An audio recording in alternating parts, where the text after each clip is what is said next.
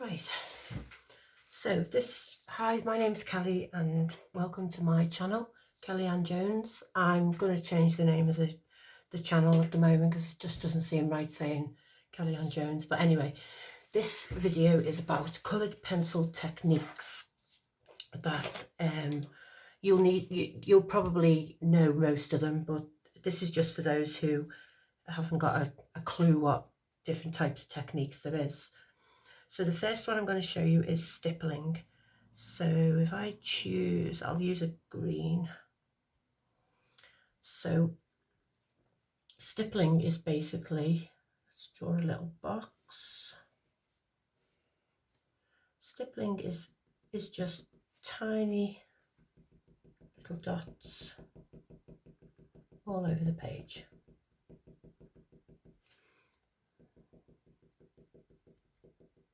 So you're basically just putting dots, and it depends how sharp or how blunt your pencil is, you'll get a different effect each time. So I suppose this would be good for things like gravel, sand, brickwork, maybe some freckles. If you need to add freckles, just little stipples. If we do another colour, say we use a red, and we can add little dots in between that as well.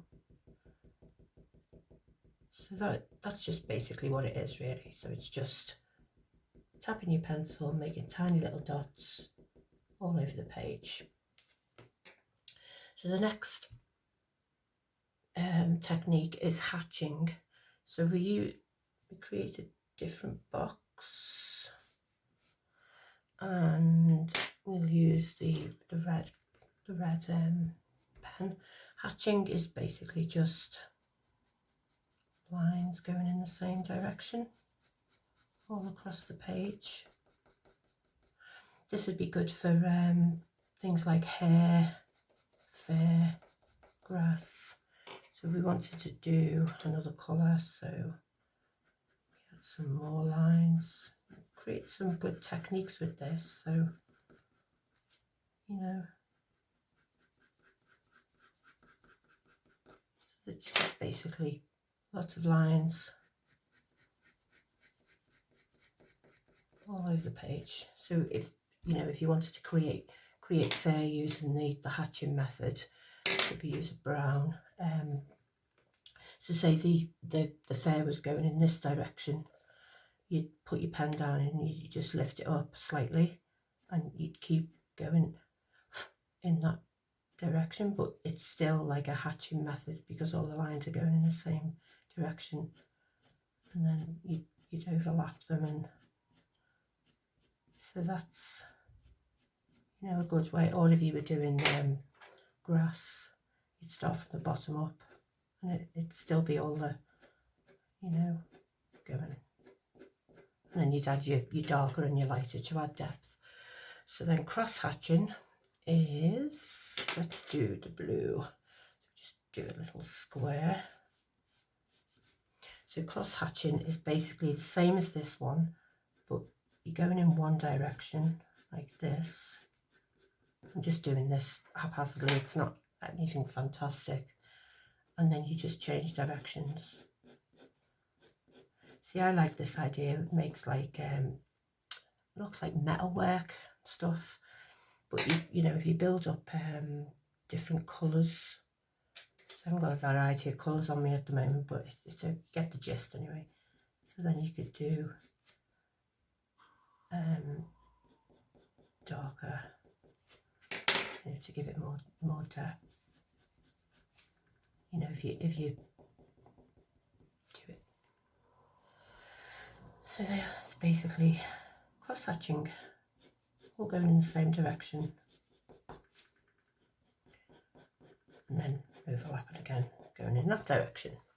So if you concentrate it in the heavily concentrated in darker shaded areas, like that one there, and lighter in the lighter areas, where the highlights are, the more intense the effect. And then this effect gives the illusion of depth. So then we've got the back and forth motion, which is It's basically what some of us did when we were a kid. So we do that little box, and you could use this one to put down your first base layer of colour. So if you hold your pen quite flat to the paper at the top end and not the bottom end, and you basically just go back and forth with the pencil. It covers a lot of area quickly and evenly. Just going back and forth, back and forth, back and forth, and each time you go over it, it's adding more layer. And then what you can do on top of that is, once you've got your base layer, you can start, say, adding your fur, whichever direction it's going, you know, and then you've got, you know, could be bits of red in here, you know, just add your thing, and you've still got the base layer underneath. So that was the back and forth stroke. Now scumbling is what we coloured pencil artists use all the time. Well, most of the time. I know I do all the time. So say a little square. And it's basically, keep your pencils sharp as well, because the sharper they are, the better. You know, if you've got a blunt pencil, so let me find a blunt pencil. See, this one's quite blunt. If I was to do the circle motion, you can see it's quite blunt, or the lines don't seem to be the right way. So say a green, this green is sharp. When I do the circular motion, it comes up a little bit, it does work a bit better, but the lines are more defined than the blunt pencil. But then if you want that effect, go for the blunt. But I always sharpen my pencils using the Derwent Superpoint, which is the best sharpener I've ever used. And I use, for all those little pencils, which are likes of, you know, something little like that, I use the Derwent Pastel, which it's just ideal to do the little ones, because they won't fit in my the Superpoint. So there you go. Right, so the next one is scumbling, yeah. So I'm using the green. So it's basically just holding your pencil middle way, not right down to the end, because you've got more control of it if you're holding it in the middle. So you're just basically doing little circles, as big or little as you want, and then turn the pencil around so that it doesn't get blunt so quick. If you're just doing it all on the same side, I always spin the pencil around a bit more, and then as you go over the little circles, it seems to blend, you know. So you can do them really big if you wanted. See, like scribbling effect, you know, that could cut, you know, if you were doing like fluffy clouds. But it's basically just circular motion, you know. So just keep going over it.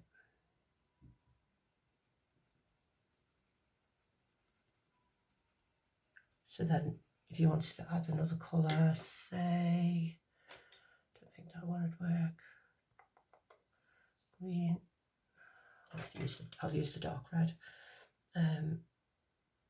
When you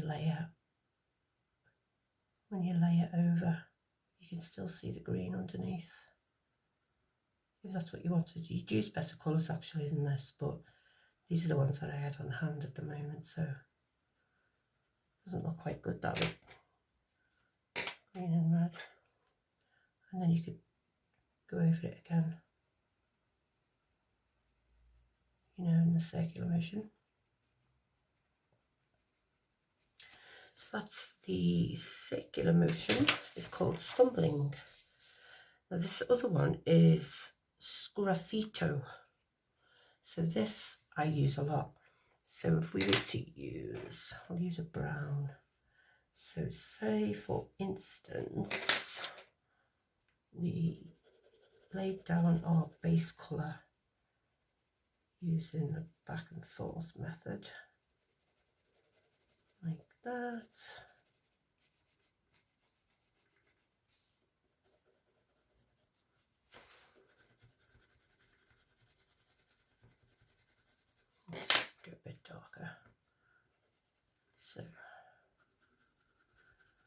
want this to be quite dark, so I'm going to press down on it. Go the opposite way as well, just to get the colour down really, so just to show you what it's like.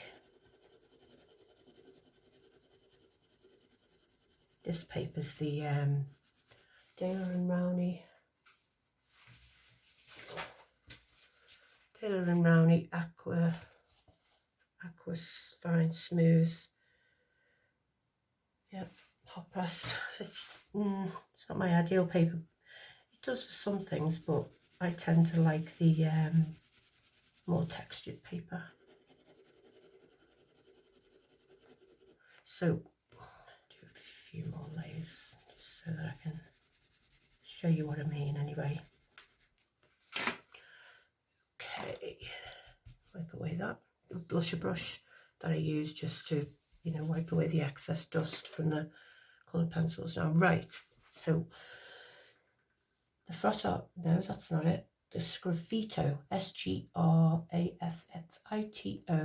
is you apply the colour and then you scratch off the colour to reveal the white paper beneath. So say you wanted to create like whiskers or something, you just run your X-Acto knife without breaking the paper.